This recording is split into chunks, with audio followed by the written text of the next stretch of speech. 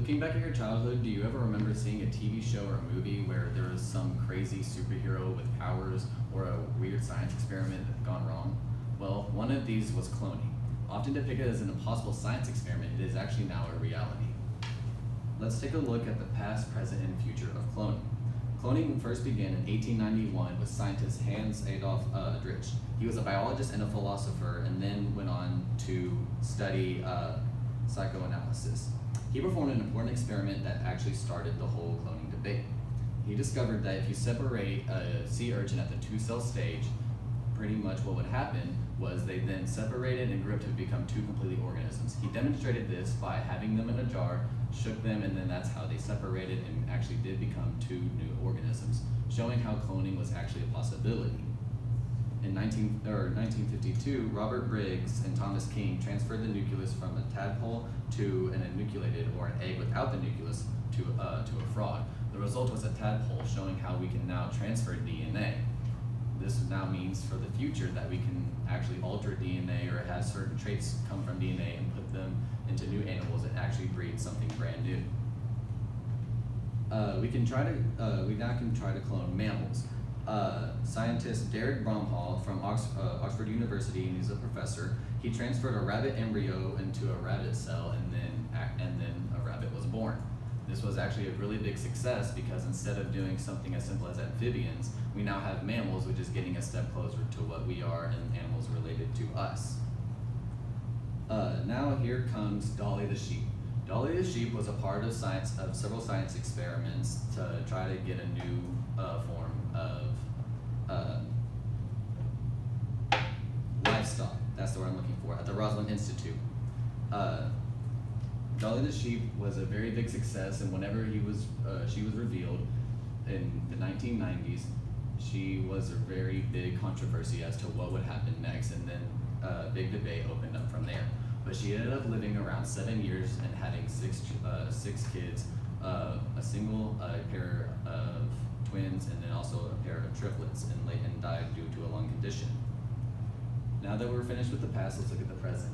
Science. There's now a bunch of science openings because of cloning. We can now use animals to conduct research.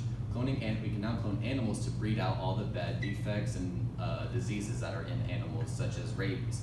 We have tried to do this, although on a small scale it has worked, but so doing it on a global scale would take a lot more money and a lot more funding, so it has not been proved to be able to work on a large scale.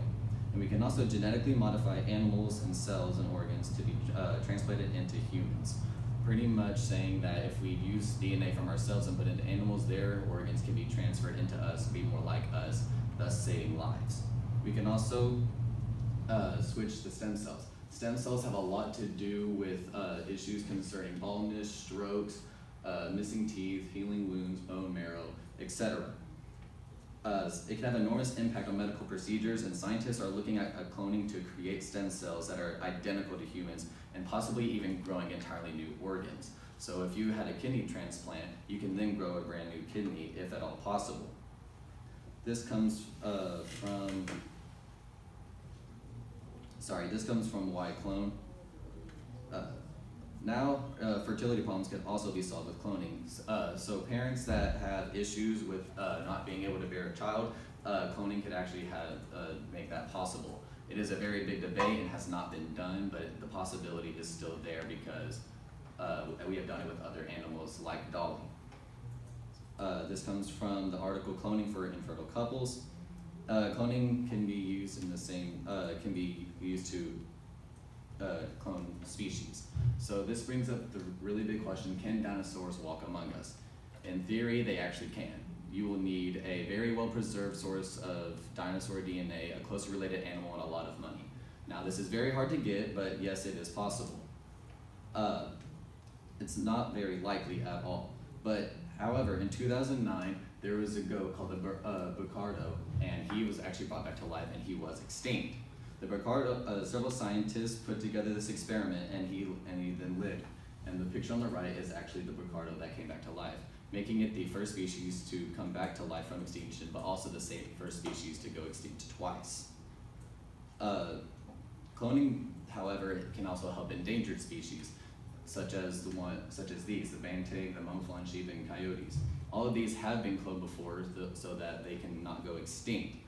It's a lot easier to clone these species because they're alive and we can have living DNA and not having to sit here and preserve DNA and then clone them from there on after. Not having to clone them from there on after. So cloning has done a lot for us in the past. In the present, right now, we can do a lot of things with it in the medical field, and in the future, we could possibly bring back extinct species or help species from going extinct. So with this impossible science experiment, there's a lot that can come out of it, and please keep this in mind. Thank you.